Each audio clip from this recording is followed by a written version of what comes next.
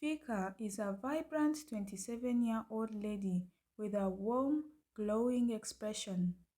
Soft curls framed her oval face and bright, expressive eyes that radiate joy and mischief. Her infectious smile has a way of putting people at ease, and her easygoing nature makes her a magnet for friends and admirers wherever she goes. Fika is kind-hearted and genuinely cares about people. She treats everyone equally regardless of their background and often lends a listening ear or a helping hand. However, beneath her charm and generosity lies an irresponsible and careless lady. Despite graduating from one of the world's most prestigious universities, Fika has never pursued a career or considered building something of her own.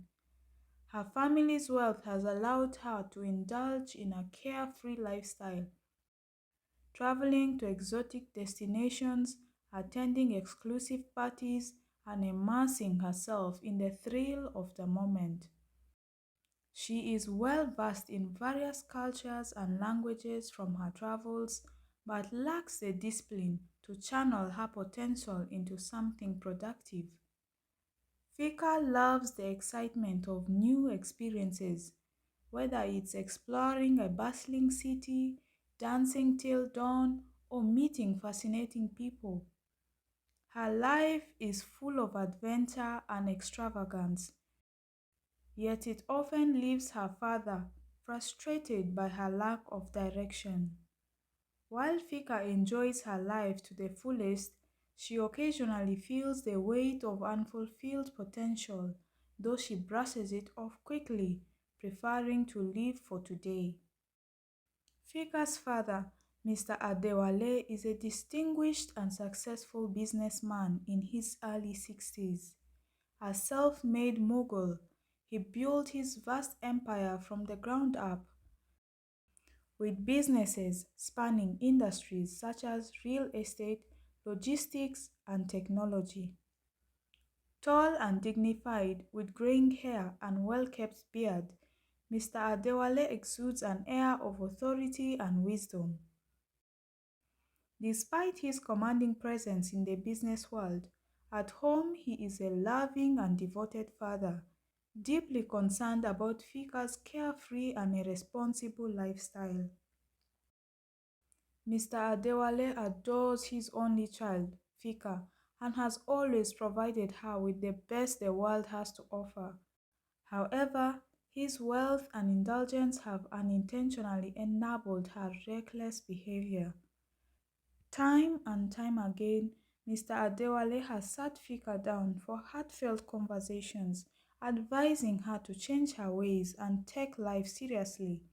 He speaks with a calm but firm tone, trying to make her understand that his wealth will not last forever, and she must learn to stand on her own 2 feet. His biggest fear is leaving Fika unprepared for life.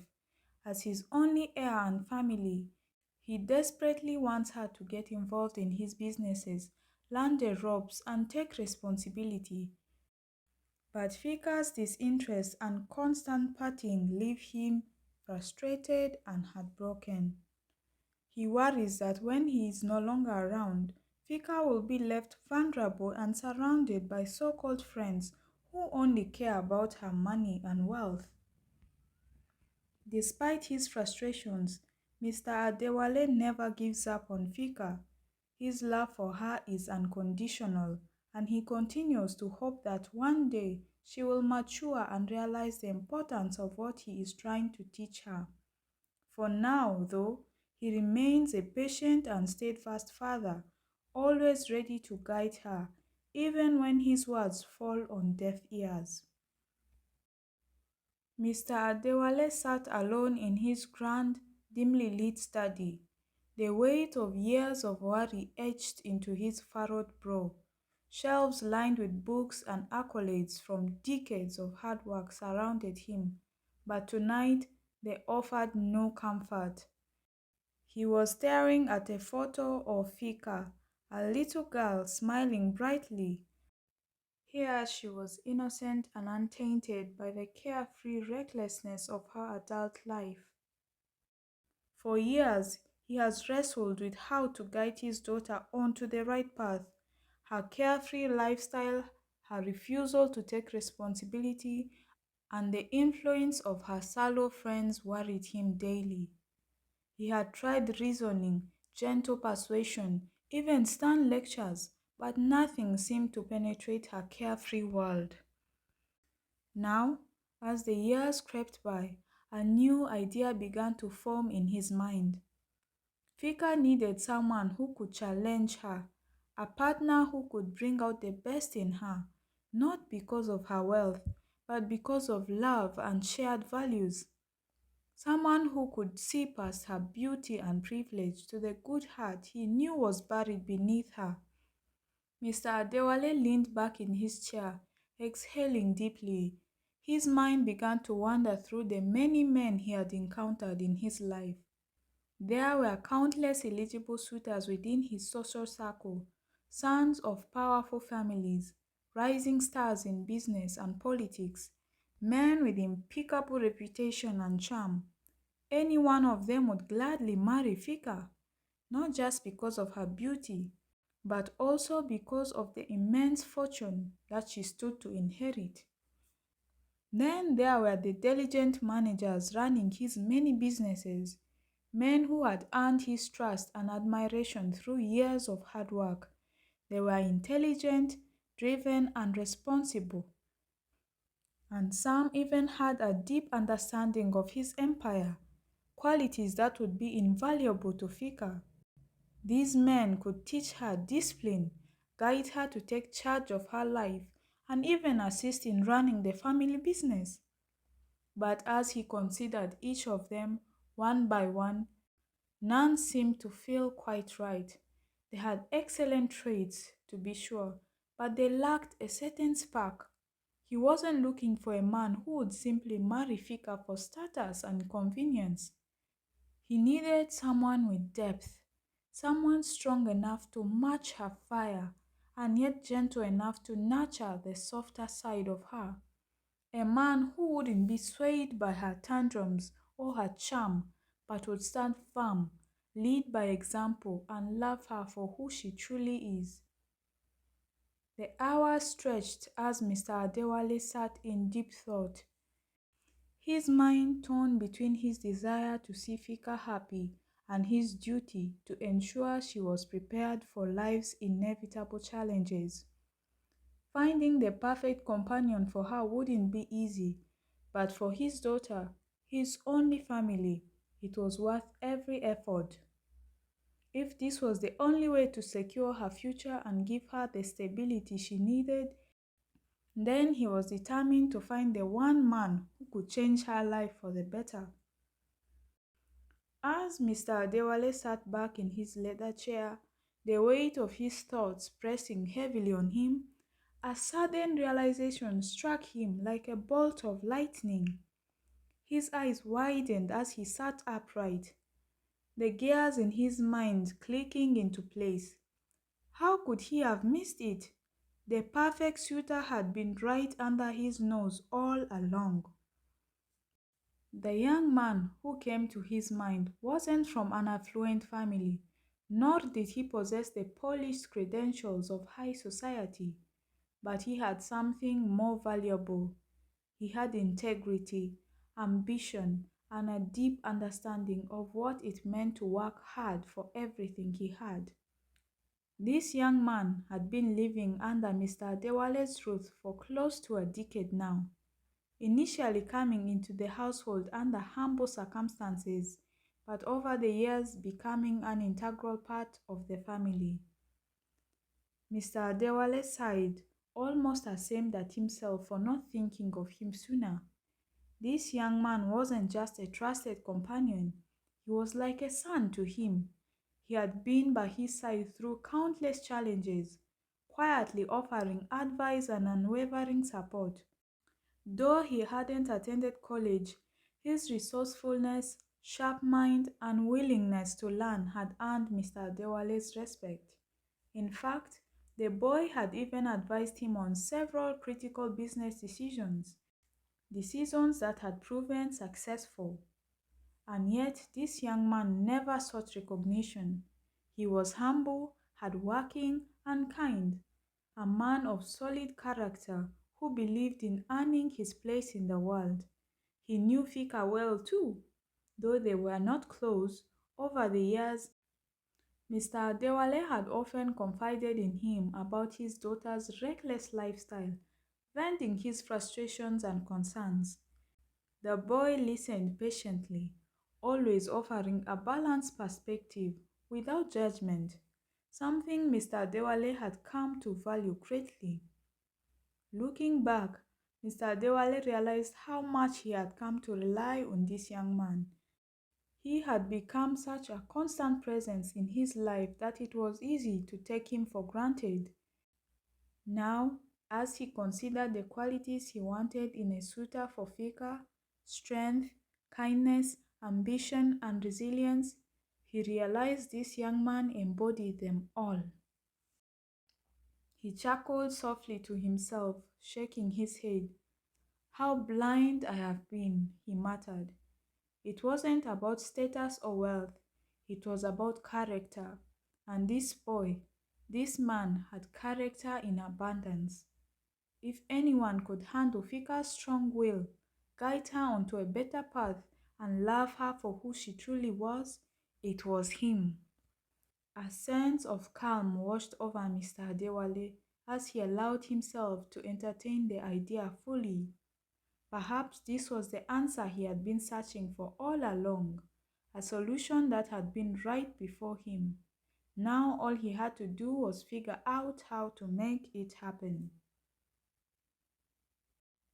The loud, persistent ringing of Fika's phone shattered the silence of her grand bedroom.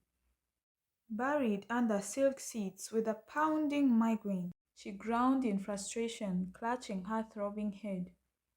The events of the previous night, another lavish party with her circle of carefree friends, had left her drained, her body aching and her mind clouded.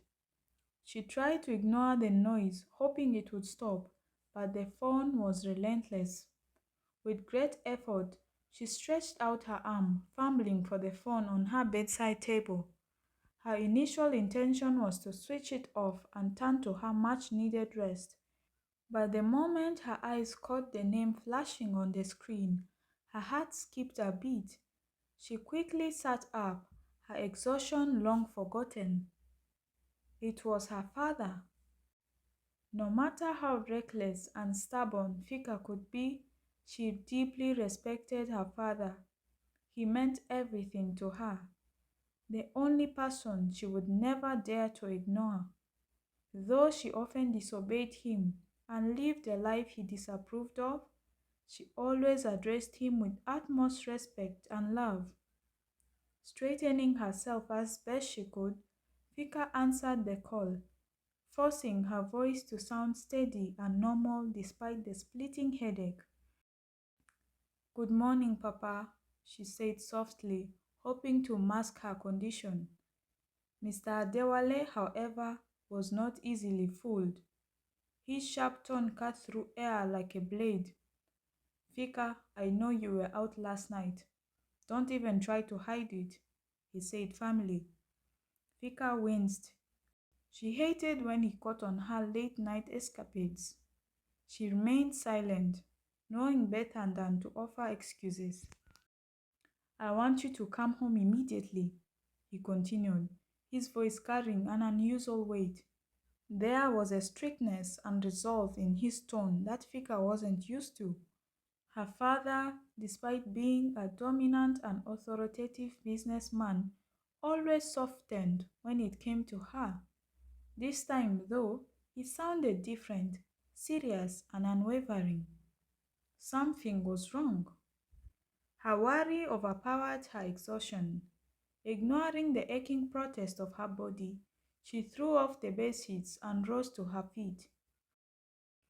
Fika had moved out of her father's house years ago after leaving for university.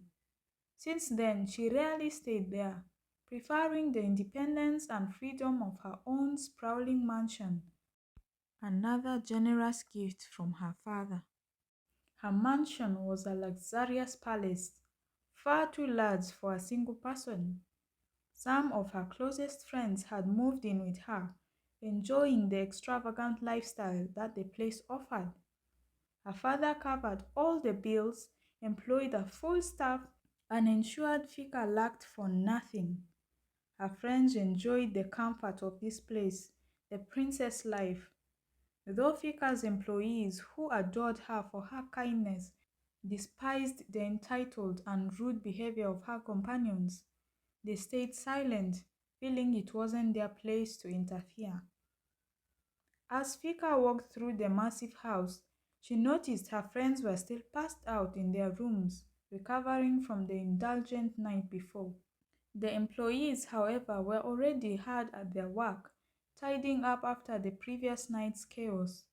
They greeted her warmly as she passed, and though she smiled back, her mind was somewhere else. She slipped out of the mansion, her thoughts racing. Her father rarely summoned her like this, and the tone of his voice left no room for delay. The drive to her family home was quick, but filled with unease. She replayed his words over and over, trying to decipher what could be so urgent. Arriving at the grand gates of her family estate, she felt a familiar wave of nostalgia washing over her. This was the home of her childhood, a place where she had spent so many happy years with her father. As she stepped inside, her heart pounded with anticipation. She had no idea what awaited her, but deep down, Fika sensed that whatever her father was up to would change her life forever. As Fika walked into the grand living room of her father's home, a heavy silence filled the air. Her eyes immediately went to her father, who was sitting on his favorite leather armchair. He didn't greet her with his usual warm smile, the one that always made her feel at ease no matter what mischief she had been up to. Instead, his expression was cold, stern, and unwavering, a far cry from the affectionate father she had known all her life. Her heart sank and immediately knew that something was different. This wasn't going to be another casual lecture. The serious look on his face was one she only ever saw during high-stake business meetings, when decisions had to be made swiftly and without sentimentality. Fika hesitated for a moment before taking a seat across from him, the weight of the situation pressing down on her. As she sat, Fika suspected what was coming. Her father had always disapproved of her reckless lifestyle, and she had endured many conversations filled with advice and warnings. But this time, the air was charged with finality. She could feel it in her bones. Mr. Adewale wasn't wasting any more time, and she was about to find out why. "I've made a decision," he began, his voice firm, cutting through the tension. "I've chosen a suitor for you," he said directly. Fika's eyes widened in shock. She hadn't been prepared for this. She had never entertained the idea of marriage, not in the way her father envisioned it. She opened her mouth to protest, to argue, but before she could get a word out, Mr. Adewale's voice grew sharper. "This decision is final, Fika. It's not open for discussion." Her father's unyielding tone made her stomach twist. Fika, usually so confident in her defiance, found herself momentarily lost for words. She had tried her best to resist his control over life, but now, faced with this new directive, she felt powerless. She desperately pleaded, her voice trembling slightly, but Mr. Adewale remained stoic. "Please, Papa," she begged. "I will change my ways. I will be a different person. I promise." His eyes narrowed, his jaw tightening with resolve. No, I'm done talking, Fika. It's time for action, not empty words. I've given you chances for years, and it's only led to more disappointment. His gaze softened ever so slightly as he added, You forced my hand, Fika. Fika could feel the weight of her father's disappointment. There was no room for her to bend him to her side this time. She tried again, her voice cracking with emotion, begging for the freedom to find her own path in this matter. But Mr. Adewale remained unmoved. His resolve had hardened like steel. I don't trust your judgment anymore, he said bluntly, and you've caused me to reach this conclusion. I want what's best for you, Fika, and I hope that one day you will come to understand and appreciate my vision. Fika's mind raced. Her thoughts were chaotic with the thought of whom her father had chosen for her to marry. She didn't want some stoic, business-minded man who would see her as a mere asset in an arranged marriage. He was probably one of his business partners or one of their well-bred sons, a man who would expect her to conform to the stiff, aristocratic lifestyle she had always dreaded. The very thought made her stomach churn. Fika was fun-loving and carefree, someone who thrived on spontaneity, excitement, and the joy of living in the moment. The idea of being confined to a life dictated by rules, meetings, and expectations was suffocating. She couldn't bear it. The businessmen she had encountered over the years were always so rigid, so calculated, and she viewed their world as a prison of sorts, one she wasn't willing to enter. A plan began to form in her mind. She couldn't disobey her father, but she would make sure whoever he had chosen for her would reject her. She would frustrate him, challenge him in every way until he gives up. And if that failed, she would frustrate the in-laws instead until they reject her for their son. It wasn't her ideal solution, but it was the only way she could see herself escaping this forced fate. Despite her inner turmoil, Fika reluctantly agreed to her father's demands. She would play along for him, fage compliance, and get to know the man he had chosen for her. If she had to, she would use the time to undermine the match.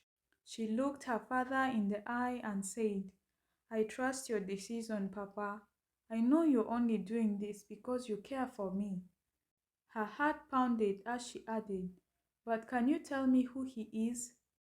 Let me get to know him and accept him, she said. Mr. Adewale's expression softened just slightly for a brief moment. Fika thought she saw a flicker of doubt in his eyes, but he quickly masked it. His voice steady as he finally responded, You will meet him sooner than you think, and trust me, he is best for you. Fika swallowed her fear and anxiety. She had no idea what kind of man her father had chosen, but one thing was certain. Her life was about to change in ways she couldn't yet comprehend. Fika's mind raced as she sat quietly, trying to piece together the mystery of her father's intentions. She had attended countless business parties with her father before, where many prominent men had shown interest in her, yet none of them had caught her eye. She feared that one of those men would be the very person her father intended to hand her over to.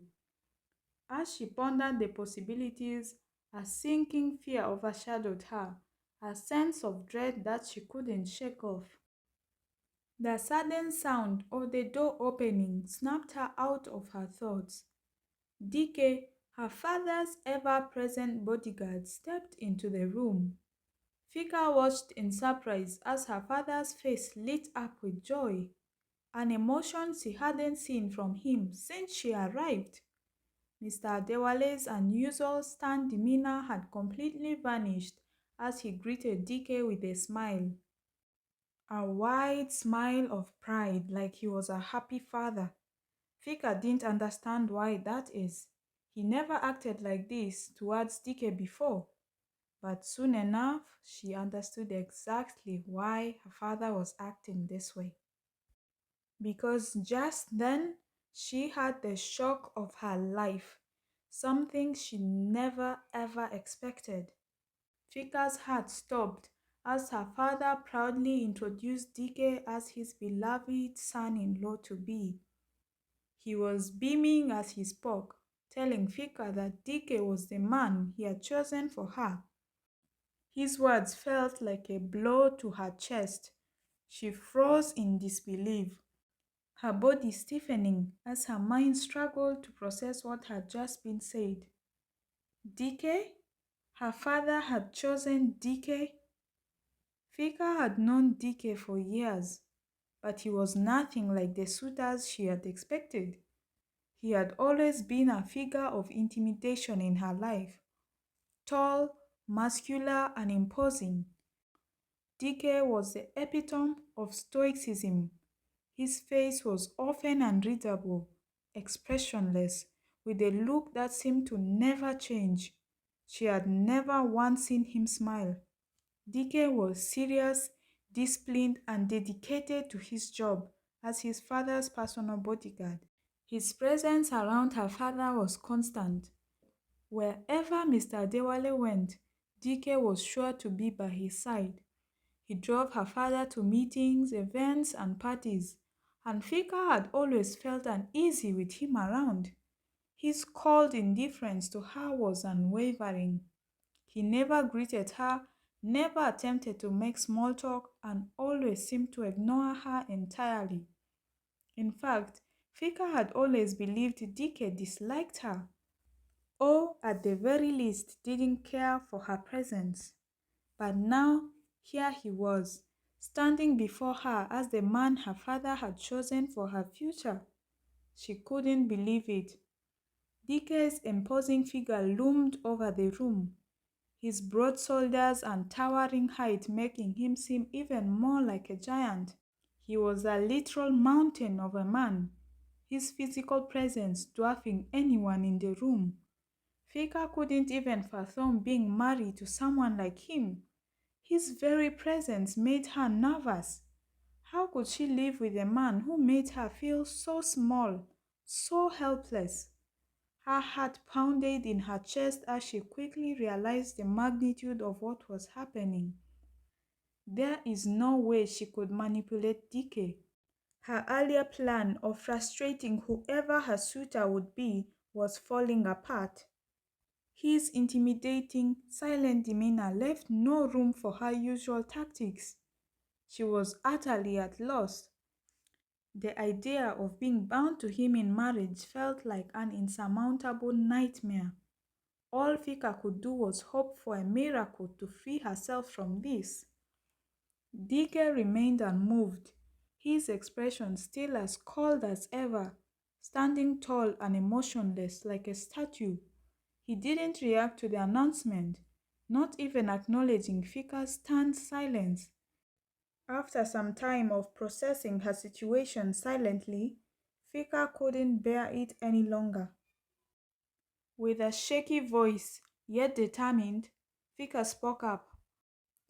"Papa, I'm sorry, but I cannot marry him. Not him, please," she pleaded, with her voice ringing throughout the room. Her father's face darkened, his usual calm replaced with a stern rebuke. "You already gave me your word, Fika," he reminded.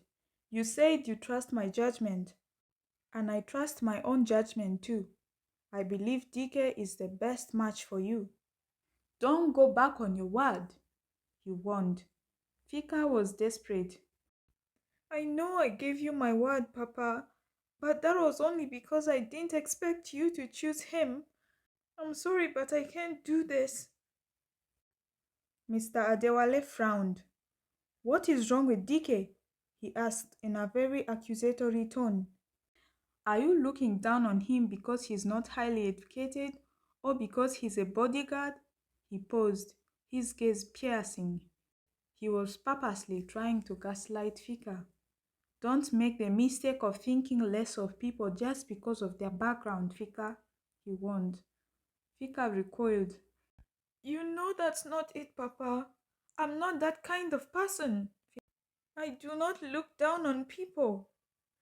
It's just that he is really scary, Papa. He's terrifying. He's too big.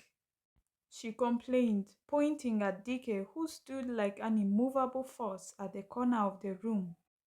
He maintained his firm demeanor, seeming totally unaffected by Fika's description of him. Papa, he is a giant, Fika whined.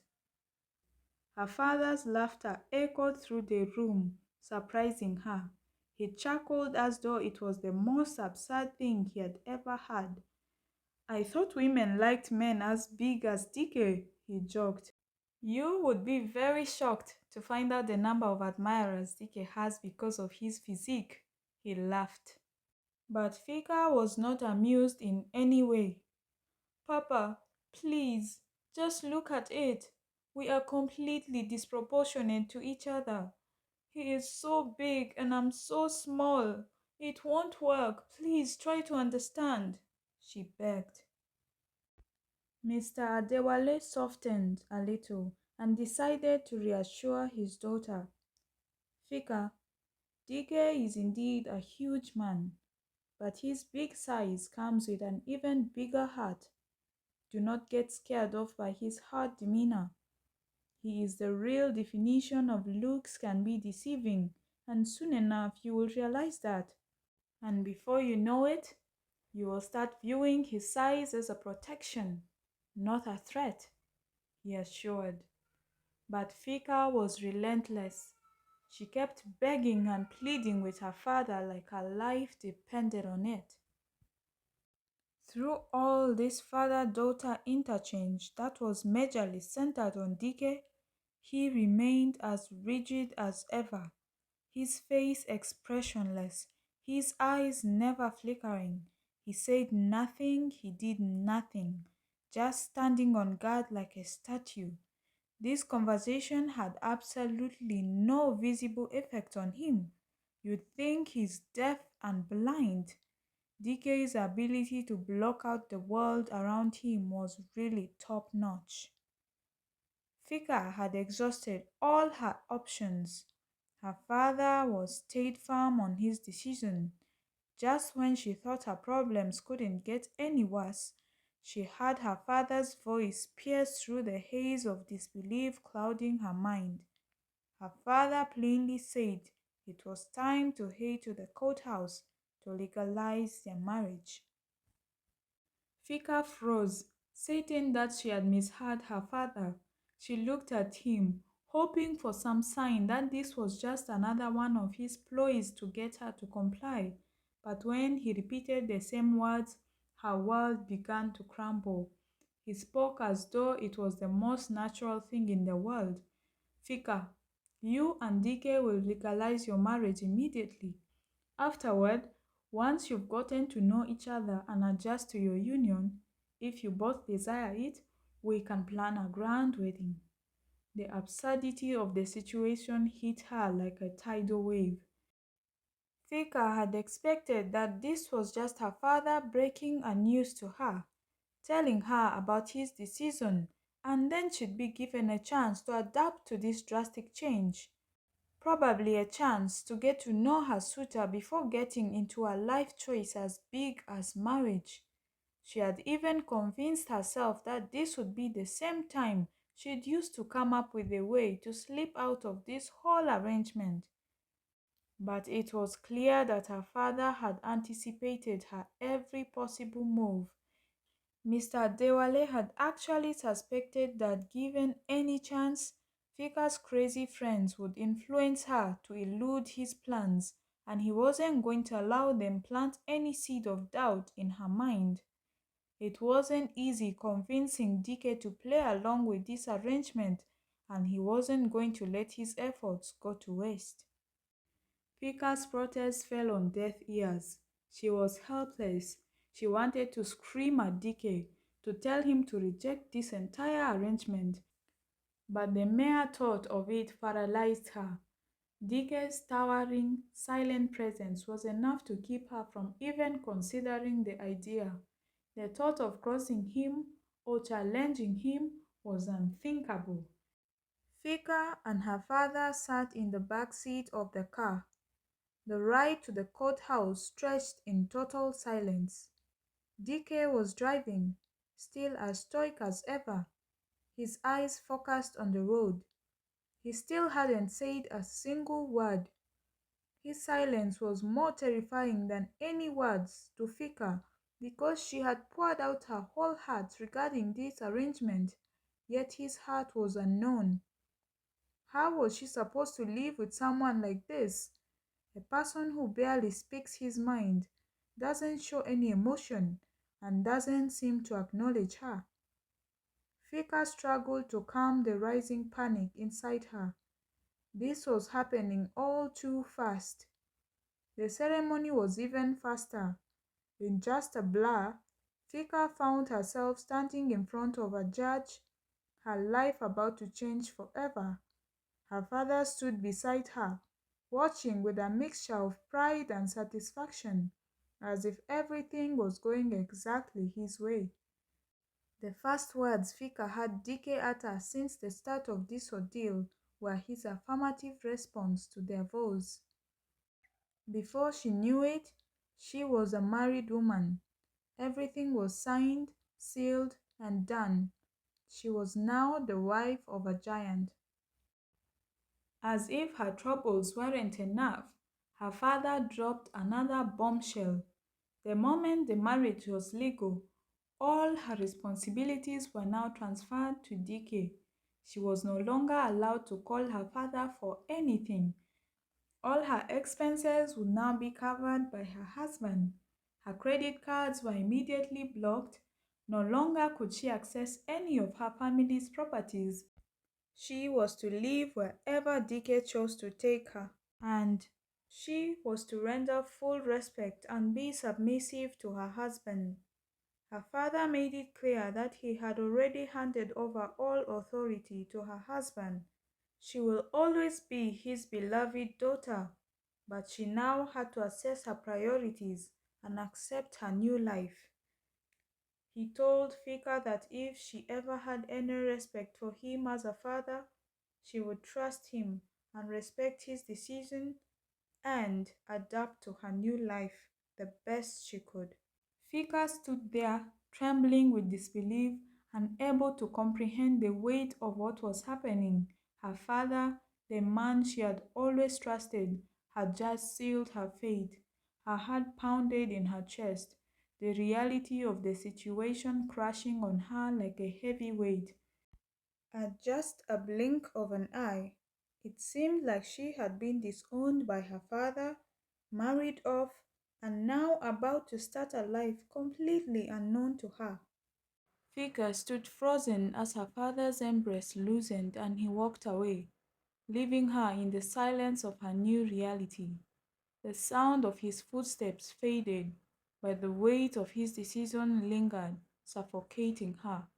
Her heart felt heavy, a storm of emotions swirling inside, confusion, fear, an overwhelming sense of betrayal. She glanced at the man now deemed her husband, Dike, his towering presence casting a long shadow over her frail resolve. He was stoic, unreadable, and utterly indifferent to the turmoil raging within her. It was as though none of this, neither the sudden marriage nor her despair, meant anything to him. Earlier, she was afraid the suitor chosen for her is most likely a principled, business-minded man who doesn't know how to have fun. But somehow, her father managed to find someone worse than that. Dike's large size wasn't even the biggest issue. It was the aloof attitude that came with it.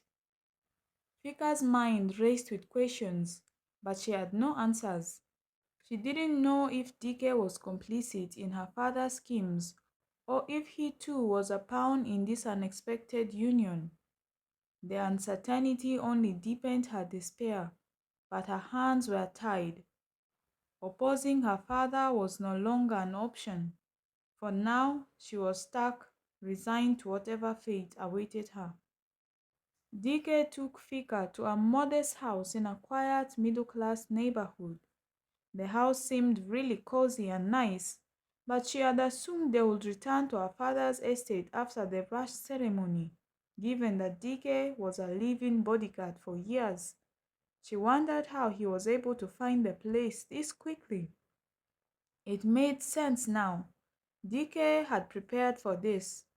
This house was fully furnished, every detail seemingly planned. A sinking realization hit Fika. She was the only one left in the dark about her own marriage. Dike knew everything beforehand. The house was small, with a single bedroom and an open concept living area that merged the kitchen, dining space, and living room in one modest area. The bathroom was attached to the bedroom. The house is cozy, even comfortable, but for Fika it felt claustrophobic. Sharing this limited space with a man like Dike, a silent, imposing giant, filled her with dread. There was no escaping him here, no room to avoid his presence. Her unease only grew with every passing second. As Fika stood in the living room, trying to process everything, she hesitated. Her instincts told her to speak up, to ask if they could move back to her father's mansion. But before she could gather her courage, Dike's deep, commanding voice broke the silence. "This is where we shall be staying for the moment. It's enough for the two of us. Your things are in the bedroom. If you need anything else, let me know." His voice, rough and resonant, echoed in her ears like a warning. Though his words weren't unkind, they carried an unintentional edge that made her flinch. Fika's chest tightened as she nodded wordlessly, her legs carrying her to the bedroom before she could think. Once inside, she shut the door and leaned against it, her breath coming in shallow gasps. The dam holding back her emotions burst and tears streamed down her face. She buried her head in her hands, her sobs muffled but unrelenting. The weight of it all, the abrupt marriage, the unfamiliar surroundings, and the cold presence of her husband, was too much. How was she supposed to live with someone who seemed to loathe her? Someone whose mere presence made her feel vulnerable and small? Fika had always been a bright, cheerful soul, her emotions an open book for the world to see. But now, faced with Dike's unyielding stoicism, she felt like a candle trying to burn in a storm. She and Dike were opposites in every single way, and she didn't understand how this whole marriage was going to work out. The day Mr. Dewale informed Dike about his decision to give him his daughter Fika in marriage, Dike's response was firm and unwavering. With his usual emotionless face, he simply said no. His refusal was so direct and certain that Mr. Dewale was left speechless for a moment. It was not the reaction he had expected. Most men would have jumped at the chance to marry his beautiful daughter. Many wealthy and influential men had begged him to let Fika be their wife, but here was his bodyguard, outright rejecting what others had dreamed of. Mr. Dewale was confused, but not entirely surprised. He had chosen Dike for a reason. Unlike other men, Dike was a man of unshakable principles. He was focused and didn't allow distractions to get in the way of his goals. He wasn't the type to chase after material pleasures or be swayed by superficial things. That's what made him different. Trying to understand Dike's reasoning, Mr. Dewale asked him calmly, "Why don't you want to marry my daughter? She is not like most ladies of her status. She is down to earth. Even though a little reckless, she has qualities many women don't." Dike didn't hesitate to answer. With no fear or hesitation, he told Mr. Dewale exactly what he thought. He pointed out that Fika indeed had many good qualities, but Mr. Dewale and her friends had spoiled her. It was a bold statement, one that directly criticized Mr. Dewale's role as a father. But Dike wasn't afraid to speak the truth. He explained that he had been raised in a traditional African home. Although raised by a single father, he was raised with values and customs he intended to uphold. I've always wanted to marry a woman who shares these values, Dike said firmly. Someone who understands and is ready to live by those traditions. Fika is not that kind of woman. She's educated, ambitious, and has lived a modern life. Her way of living doesn't align with mine. I don't want to force a city girl to live a life she isn't suited for. Mr. Dewale listened carefully. Instead of feeling offended, his admiration for Dike grew. He respected Dike even more for standing by his beliefs, even in the face of such a tempting offer. While many men would have jumped at the chance to marry the daughter of a billionaire, Dike's rejection proved his strength of character. For Mr. Dewale, this only confirmed that Dike was the right man for his daughter Fika. The roles had reversed. Instead of Dike pleading for Fika's hand in marriage, it was Mr. Dewale who now found himself trying to convince Dike. He argued and persuaded for a long time, trying to get Dike to reconsider. Finally, after much convincing, Dike agreed, but on his own terms. Dike was clear about what he wanted. He explained that he believed in traditional gender roles. As the husband, he would be the provider and protector of his family.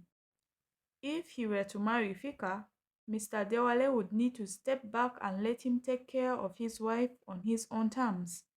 Fika would also need to respect him as the head of the household and play her role as a homemaker, supporting him as they build their family.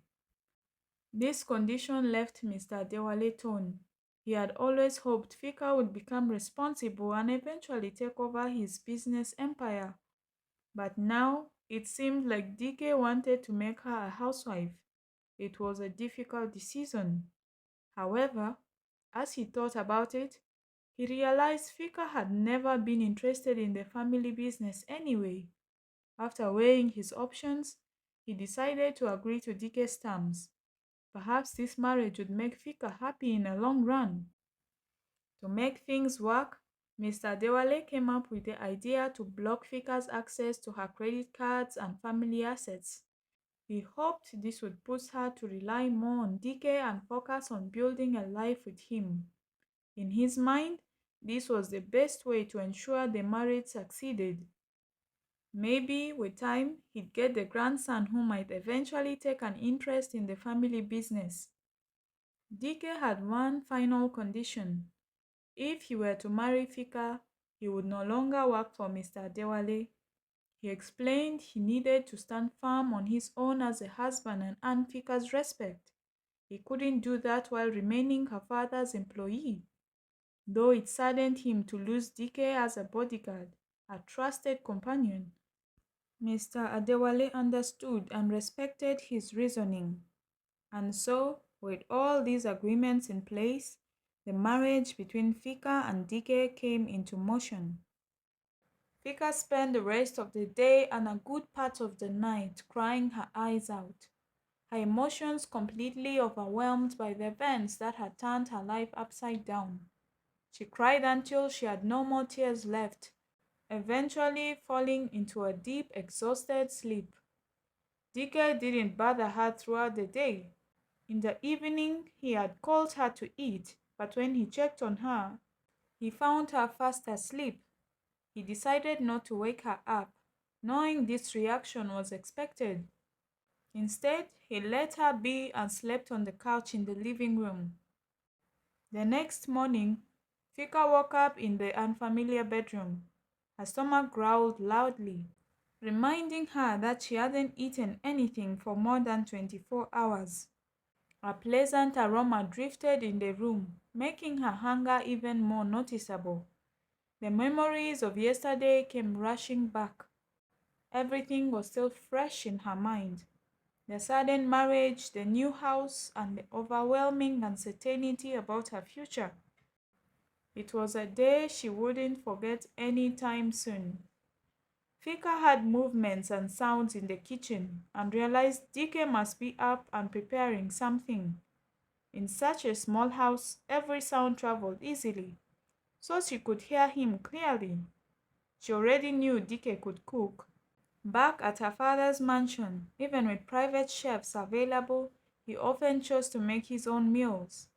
She had seen him a few times, cooking with skill and precision, and now it seemed he was doing the same here. The thought of facing him made Fika nervous. She stayed in bed for a while, trying to delay the moment. Eventually, she convinced herself to get up and freshen up. To her relief, she noticed her bags neatly placed in the room.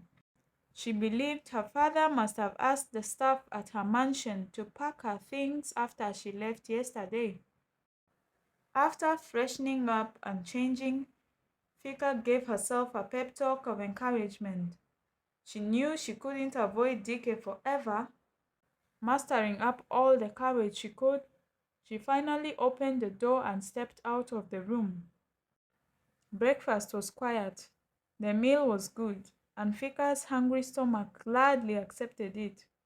But eating with Dike was not easy. He sat across from her, looking like a massive block of wood that barely fit at the small dining table. His size, combined with his always serious expression, made him even more intimidating. He didn't even loosen up while he was eating. Fika couldn't help but wonder how she was supposed to live with him in such a small space. She noticed Dike was in his casual wears. This was strange. He usually wore suits, almost as if they were part of him. He was always in a suit from early morning until late night. Seeing him dressed casually now made him look different. It also made Fika wonder why he wasn't dressed for work. Her thoughts began to spiral and she came to a conclusion that scared her. Maybe her father had given Dike some time off since he had just married her. It made sense, but the idea terrified her. If Dike wasn't going to work, that meant he'd be staying at home with her all day. How was she supposed to handle that? Despite her fear, Fika decided to ask him about it. She nervously asked if he would be going to work later, her voice shaky as she waited for his response. Dike took his time answering, making Fika feel even more awkward. For a moment, she thought he was ignoring her question. Finally, after what felt like forever, he replied, saying he no longer worked for her father. Fika didn't know how to respond. She had a strong feeling that he quit because of her, but she couldn't bring herself to ask. Instead, as soon as she saw an opportunity to leave the table, she quickly excused herself and went back to the bedroom. It is the only place in this small house where she felt somewhat safe. Sitting on the bed, Fika thought about her situation. It seemed like Dike didn't have a new job yet, which meant he would be home all the time, and with nowhere else to go, she would have to stay here too. Feeling overwhelmed, she suddenly remembered her friends. In all the chaos, she had completely forgotten about them. She started searching for her phone, which she hadn't seen since he left her father's house the day before. She finally found it in one of her bags. It was off, and when she turned it on, the battery was fully charged. She immediately suspected her father must have hidden her phone to avoid any distractions of his plan yesterday. As soon as her phone turned on, it was flooded with missed calls, messages, and voice notes. Her friends had been trying to reach her non-stop. They kept asking where she was and why she was avoiding them. Some even left nasty messages accusing her of ignoring them on purpose. Fika soon realized why they were upset. Apparently, her father's staff had kicked all her friends out of her mansion in a humiliating way. They were told never to go back there, and now her friends blamed her for what happened. Fika wanted to explain everything to them, but she knew they wouldn't believe her over the phone. Even she herself found her story hard to believe, and she was living it. So she sent them a message promising to explain everything in person. Her friends suggested meeting at a luxury five-star hotel they often visited, their usual spot for nights out. Fika, however, suggested a simpler restaurant closer to her new house, since her current location was far from the city center. But her friends refused, saying the place she suggested was cheap and only for common people. Fika didn't want to upset them any further, so she agreed to meet them at their chosen spot later that night. But as soon as the plan was set, a troubling thought hit her. How would she manage to sneak out without Dike noticing? Or worse, how would she muster up the courage to tell him that she needed to go out this night? It was late at night, and the time Fika had agreed to meet her friends had long passed. All day she had tried her best to inform Dike about it, but every time she saw his hard, emotionless face, her confidence would disappear. So she was left with only one option. She would have to sneak out once he falls asleep. Her friends kept calling to ask where she was, but Fika ignored their calls. She didn't know how to explain her situation. When the house was totally silent and she was sure Dike was asleep in the living room, she tiptoed out of the bedroom, trying her best not to make any noise. The house is small, so even the slightest sound could be heard easily. Just as she reached the main door and was about to touch the handle, the light suddenly came on. Fika froze in her place, her heart racing.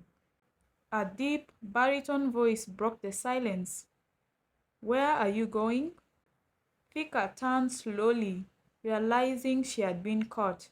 She felt so foolish for thinking she could sneak out past Dike, a professional bodyguard with years of working experience.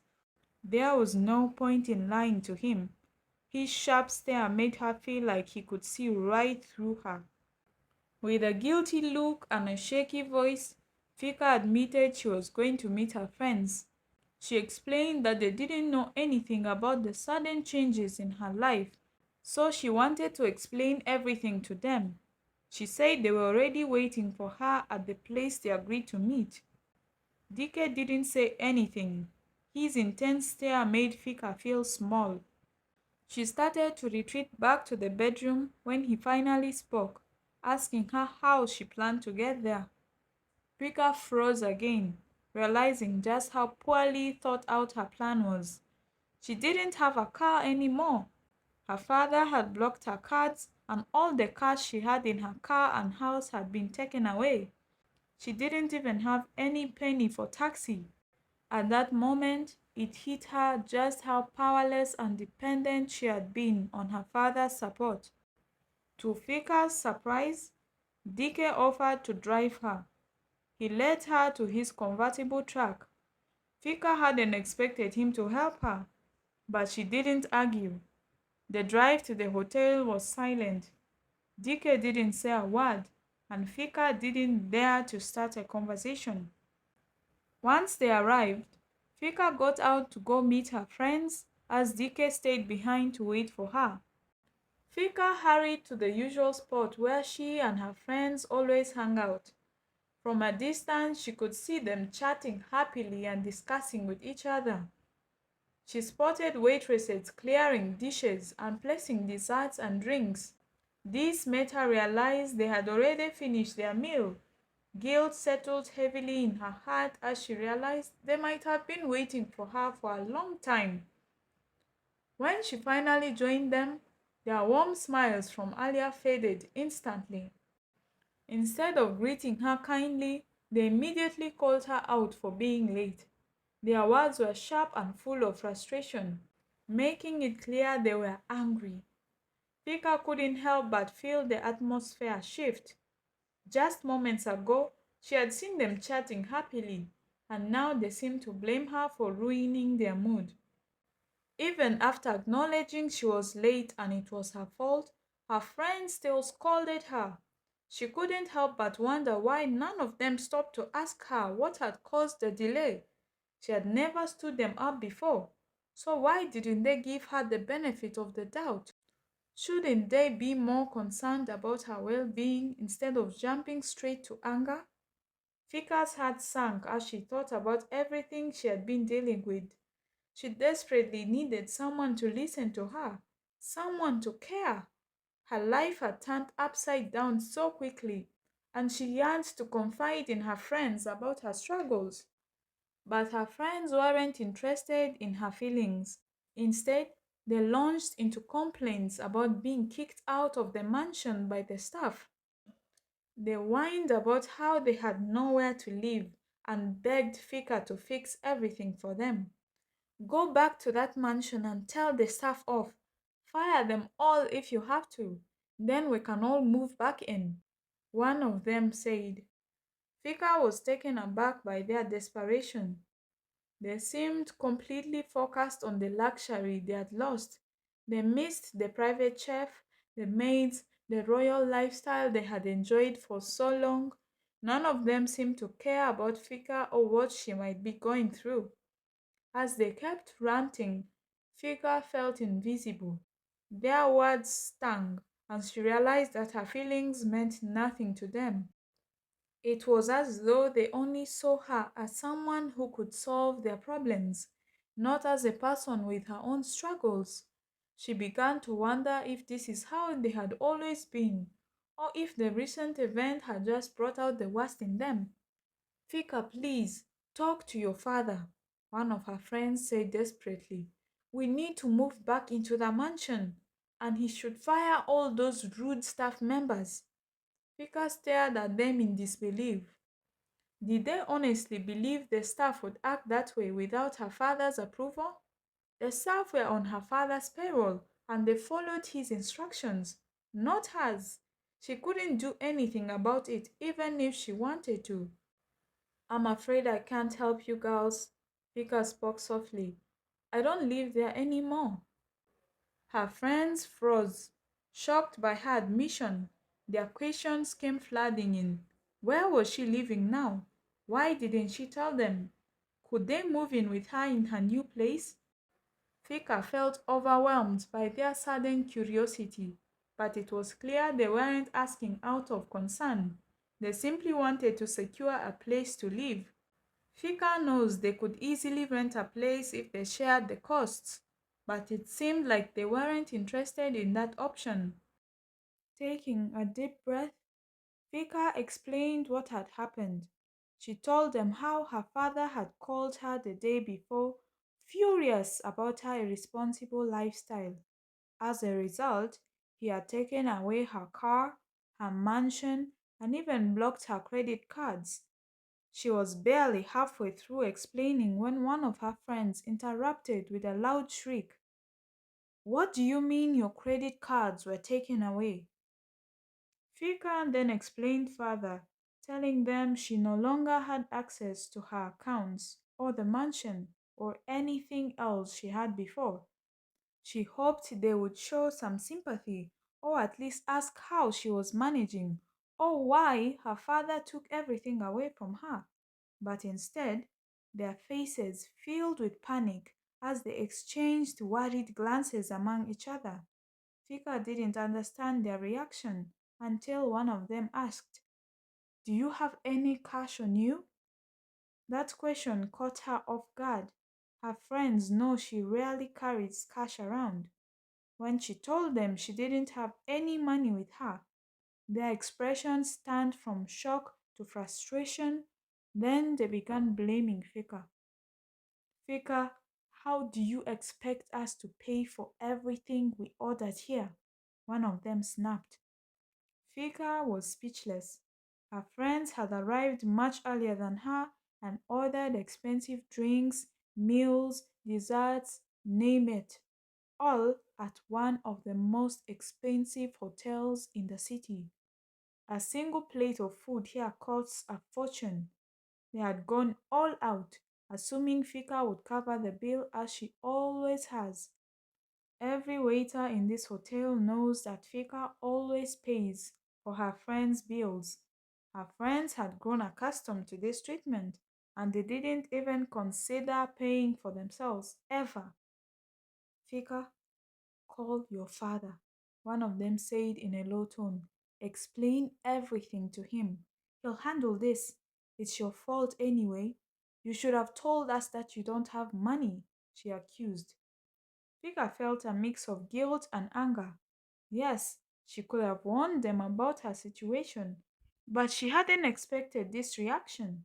She had wanted to explain everything to them in person, hoping for their understanding. Now, their harsh words were tearing her apart. I'm sorry, okay? Fika said firmly. I can't call my father. We need to figure this out together. Call your friends, your families, or your boyfriends. We'll raise some money. Her friends scoffed at this suggestion.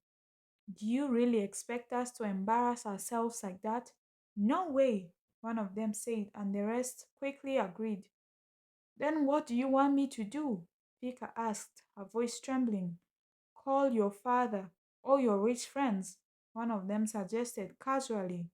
The words felt like a knife to Fika's heart. These were supposed to be her closest friends. Did they not see how much they were hurting her? She barely had any other friends outside of this group.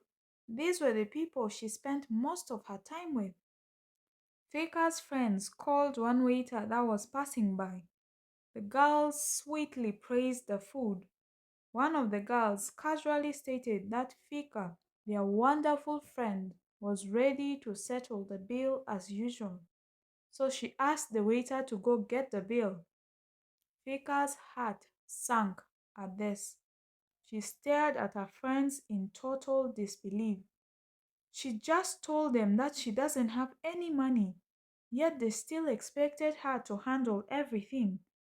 When she questioned them about this, they shamelessly said that since she didn't want to call her father, the hotel management would do it, saying her father would never let the hotel take any legal action against her.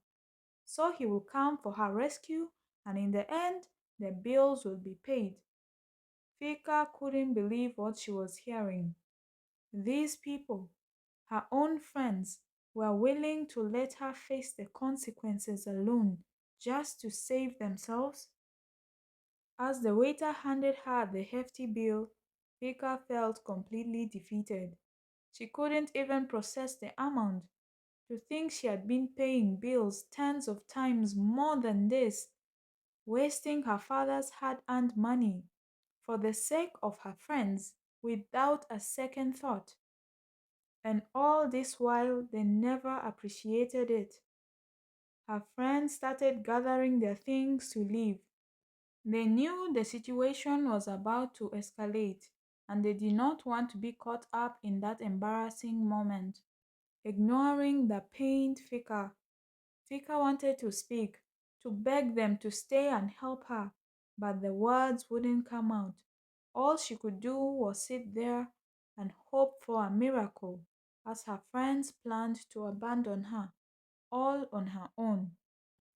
The fear of disappointing her father just a day after all his efforts pained her. She regretted leaving the house in the first place. All she could do was hope for a miracle. Who would save her now